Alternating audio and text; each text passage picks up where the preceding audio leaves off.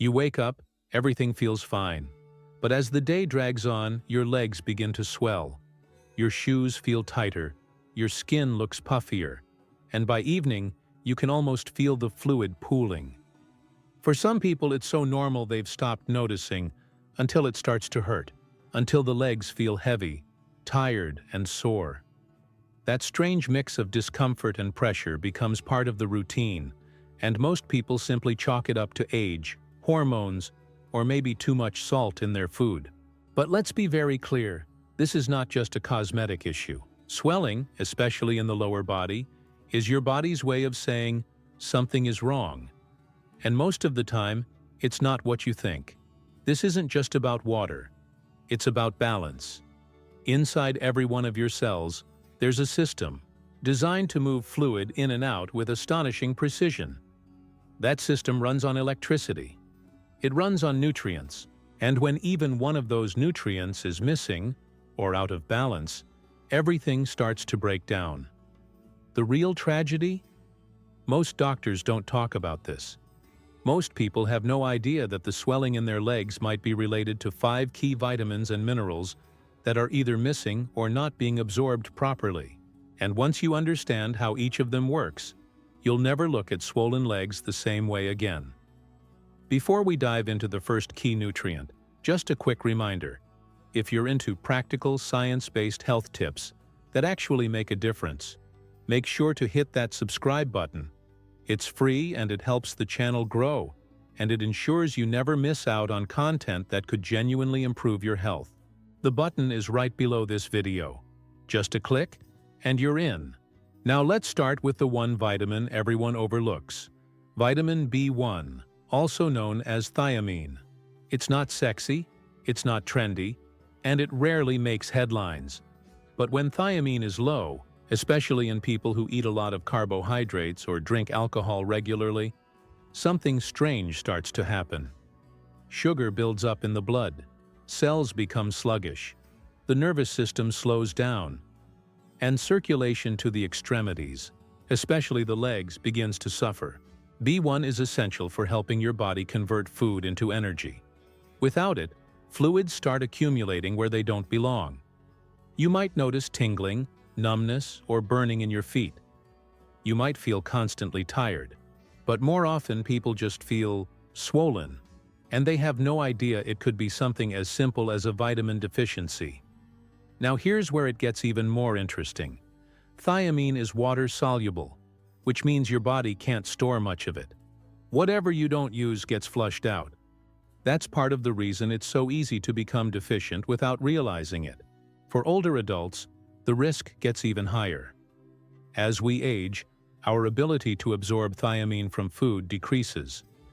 Medications, especially diuretics or drugs for high blood pressure, can further deplete thiamine levels. So can chronic conditions like diabetes, which not only increase the demand for B1 but also interfere with its metabolism. And if alcohol is a regular part of your routine, it's even more likely you're running low, since alcohol disrupts thiamine absorption in the gut and increases its excretion in the urine. So where does thiamine come from, and how can you actually get enough of it? Surprisingly, it's found in a wide range of common foods, but not always in the ones people eat regularly. Whole grains like brown rice, oats, and whole wheat bread are decent sources, but refining those grains strips away most of the B1. That means white rice, white bread, and most breakfast cereals aren't helping you much unless they're fortified. Legumes like lentils, black beans, and navy beans are great sources. So are seeds and nuts, especially sunflower seeds. Pork, particularly lean cuts, is one of the richest natural sources. And if you're someone who avoids animal products altogether, you'll need to pay extra attention, because thiamine is harder to get from plant-based diets alone. The recommended daily intake for adults is around 1.1 milligrams for women and 1.2 milligrams for men. But keep in mind, that's the minimum to prevent deficiency. It's not necessarily the optimal level for energy, brain health, and nervous system function. People under high stress, those recovering from illness, or anyone with a high-carb diet may need significantly more. The question then becomes, is it realistic to get enough B1 through food alone? It can be, but only with intention. A day's worth of good B1 intake might look like this: a bowl of oatmeal in the morning, a serving of lentil soup at lunch, a handful of sunflower seeds as a snack, and some grilled pork with brown rice and steamed greens for dinner. That would give you a strong nutritional base. But let's be honest, most people aren't eating like that every day. That's why supplementation can be useful, not as a replacement for food, but as a backup. Over-the-counter B-complex supplements often include thiamine in doses ranging from 25 to 100 milligrams, which is well above the daily minimum, but still safe for most adults when taken appropriately.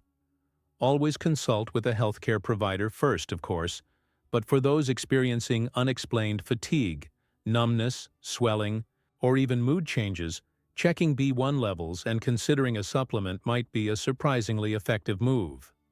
Now pair that with low magnesium, and things get even worse. Magnesium is often described as nature's muscle relaxant, but it's so much more than that. It plays a role in over 300 enzymatic reactions in the body, including the one responsible for keeping sodium and potassium in balance. Without enough magnesium, your cells lose the ability to flush out excess sodium. And when sodium builds up, water follows. That's just basic chemistry. But here's the scary part. Even if you're eating plenty of foods high in potassium, like bananas, sweet potatoes, or avocados, if you're deficient in magnesium, the whole system breaks down. It's like trying to run an engine with no oil. You might be fueling your body, but nothing's moving the way it should. The result? Swelling, bloating, a heavy, dragging feeling in your legs and ankles. And most people have no clue that magnesium could be the missing link.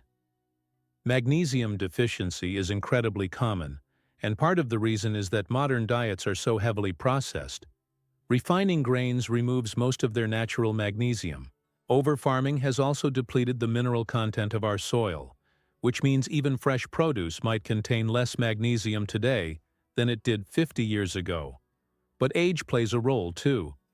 As we get older, our kidneys become less efficient at conserving magnesium, especially if we're taking certain medications, like proton pump inhibitors for heartburn or diuretics for high blood pressure. Chronic stress? That depletes magnesium. So does alcohol. And if you've ever felt jittery, anxious, had muscle cramps, or just couldn't sleep, low magnesium could absolutely be part of the problem. So where can you actually find magnesium in your diet? The best sources are whole, unprocessed foods. Think leafy green vegetables like spinach, Swiss chard, and kale.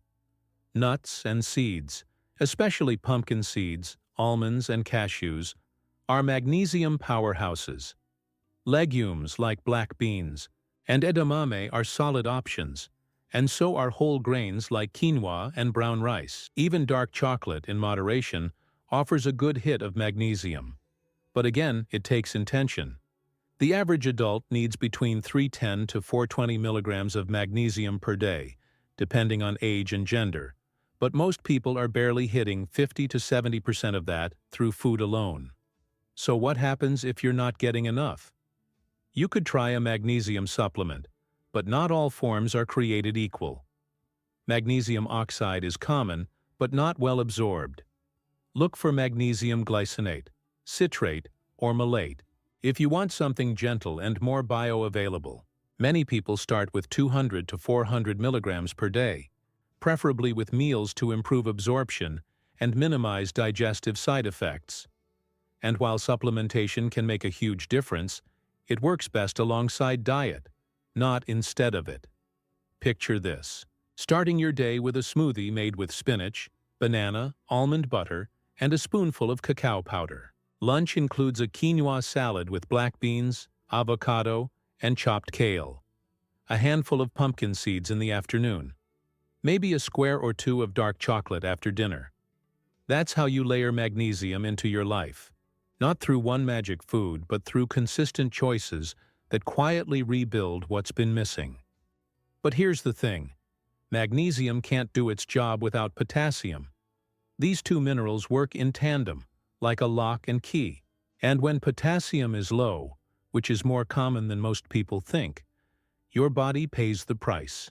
Speaking of potassium, this one deserves far more attention than it gets. Everyone's been told to cut back on salt, to watch their sodium intake, to avoid processed foods loaded with preservatives. But here's what almost no one tells you. Sodium is only half the equation. The other half, the part that actually keeps your body in balance, is potassium. These two minerals are biological opposites. Sodium holds onto water, potassium lets it go. One retains, the other releases. They're supposed to dance in harmony, constantly working to keep your fluid levels, blood pressure, and cellular function in check. But when potassium is too low, and it is for most people, that dance falls apart. Water stops moving the way it should.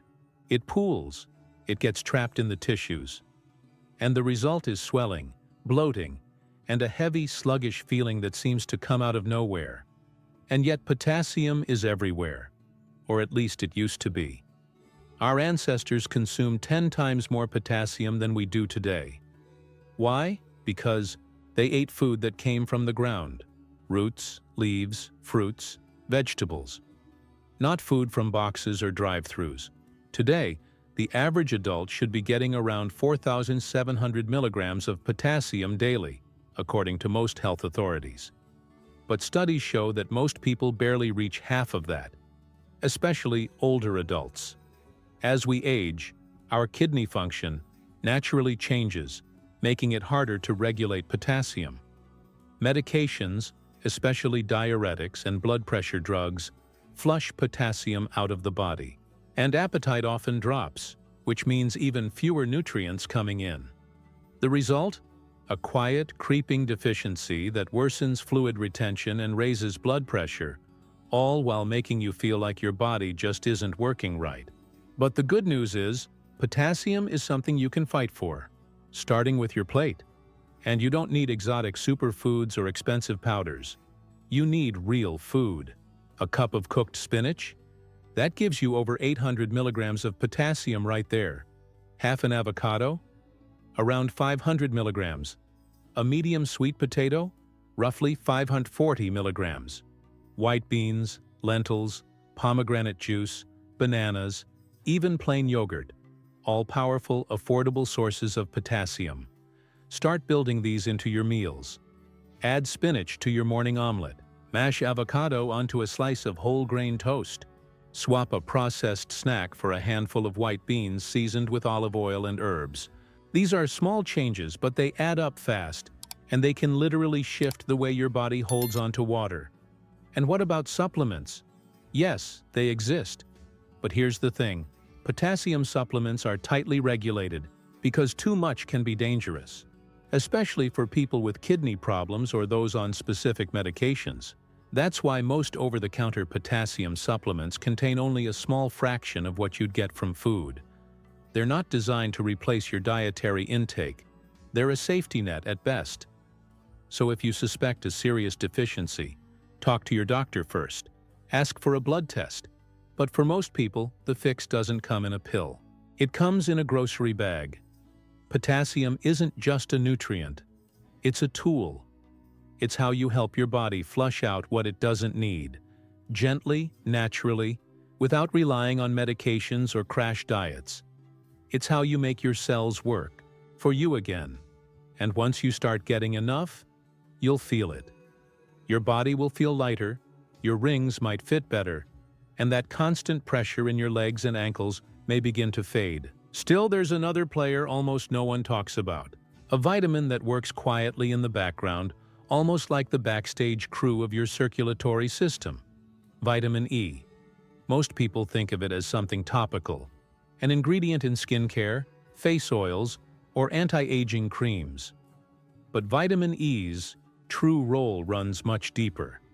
Internally, it functions as a powerful fat-soluble antioxidant, embedded in the very membranes of your cells.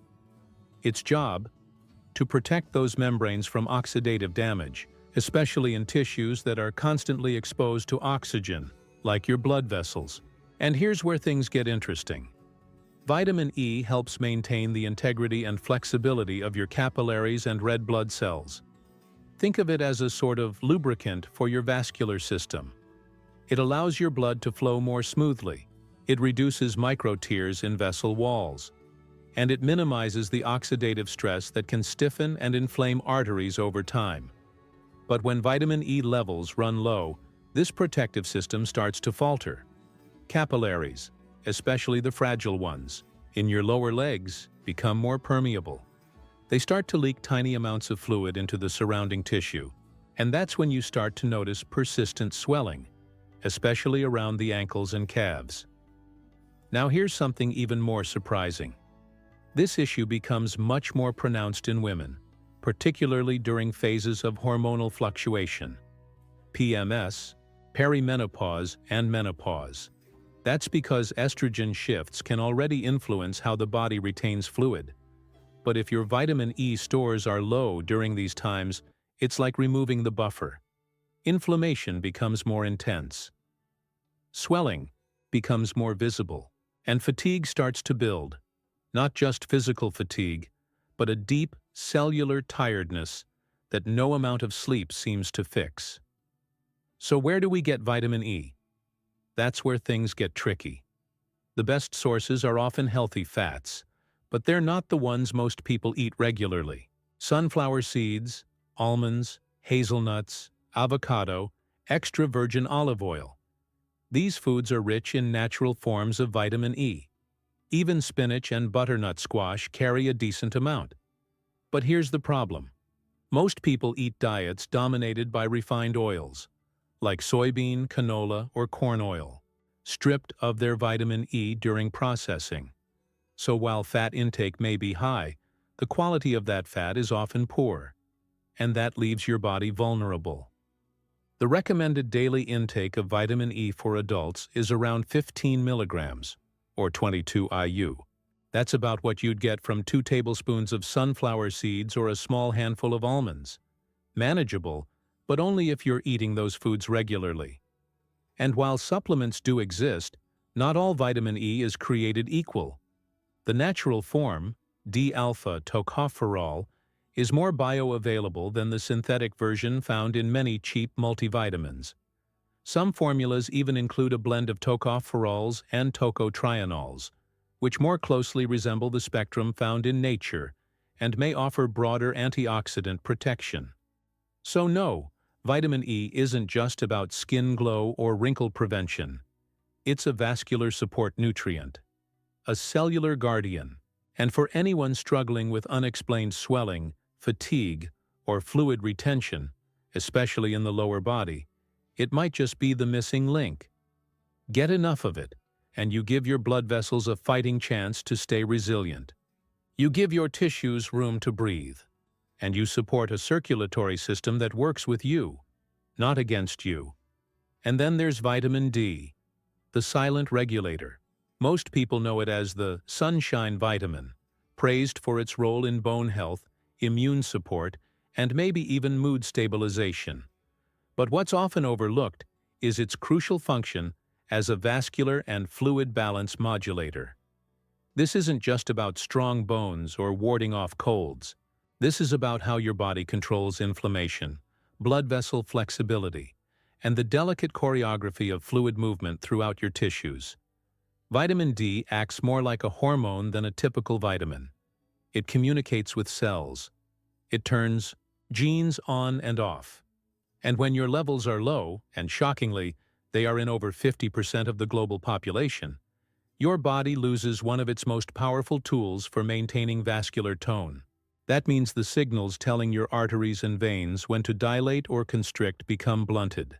The blood slows, pressure builds, and fluid starts to leak where it shouldn't, especially in the lower extremities, where gravity already works against you. But that's only half the story. Vitamin D also plays a direct role in how your kidneys manage sodium. See, your kidneys are like the gatekeepers of salt balance, and vitamin D helps regulate certain enzymes and hormones, like renin, that control how much sodium is reabsorbed or flushed out. When vitamin D is deficient, this balance tilts. Your body starts to retain more sodium, even if you're not eating tons of salty food. And as always, when sodium stays, water follows. It's the most basic law of fluid dynamics in the human body.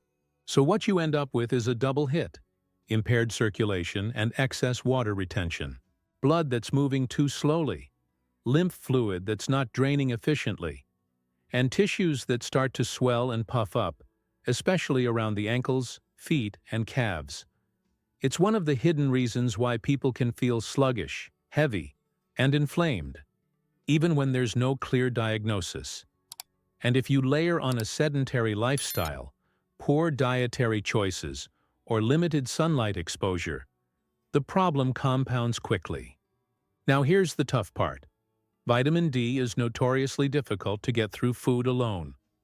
While a few foods like salmon, mackerel, sardines, egg yolks, and fortified dairy do contain modest amounts, they rarely provide enough to correct a true deficiency. That's why sunlight is so important. When UVB rays hit your skin, your body begins producing its own vitamin D3, the most active form.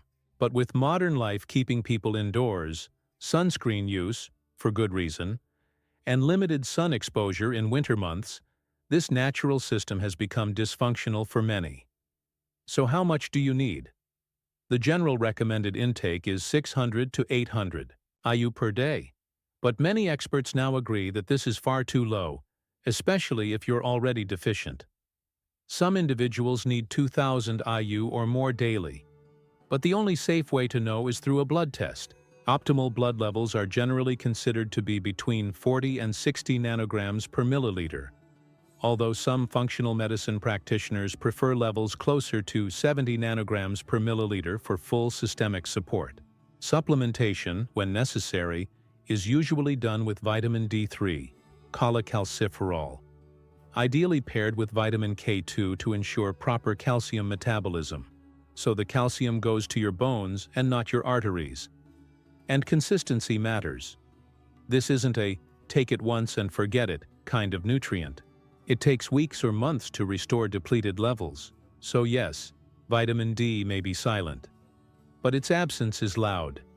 It whispers through swelling legs, heavy limbs, persistent fatigue, and fluid that refuses to drain.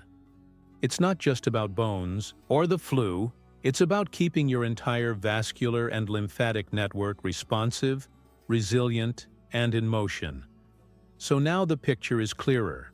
Chronic swelling, especially in the legs, isn't just a surface-level issue. It's not something you fix with a quick massage, tighter socks, or another trendy detox. It's a systemic signal, a whisper from your body that's grown louder over time, a message that something deeper is out of sync, an electrical imbalance, a nutrient deficiency, a hormonal misfire, all combining to disrupt the natural rhythm of circulation, drainage, and repair. The good news? Your body isn't broken. It's brilliant. It's been adapting, compensating, and holding on the best way it knows how. All it's asking for is the raw material to function the way it was designed to. Nutrients like vitamin B1, magnesium, potassium, vitamin E, and vitamin D aren't optional. They're the hidden gears in your metabolic engine. Without them, the machinery slows down, fluid lingers, inflammation simmers. But once you begin to replenish what's been missing, everything starts to shift. Circulation improves, energy stabilizes, nervous system calms, swelling begins to fade, not overnight, but steadily, from the inside out, and it doesn't take a dramatic overhaul. Sometimes it begins with a simple swap, real food instead of processed, a 20-minute walk instead of another hour sitting, more sun, fewer screens, a little more green on your plate, a little less beige in your pantry. Because this isn't just about fluid retention, it's about restoring flow in every sense of the word, biological, emotional, and energetic. Your body knows what to do. It always has. It just needed the missing pieces. Give them back and watch everything start to move again. If this video helped you understand more about these hidden nutrient deficiencies, consider sharing it with someone who might need this information too. And tell us in the comments, have you tried adding any of these vitamins or minerals to your routine? What did you notice first? Also, don't forget to subscribe. It's completely free, and it makes a huge difference for the channel. Just click the subscribe button right below this video. And while you're at it, tap the bell icon right next to it. That way, YouTube will let you know whenever we post new natural health tips, so you never miss a thing. Thanks so much for watching. See you in the next video.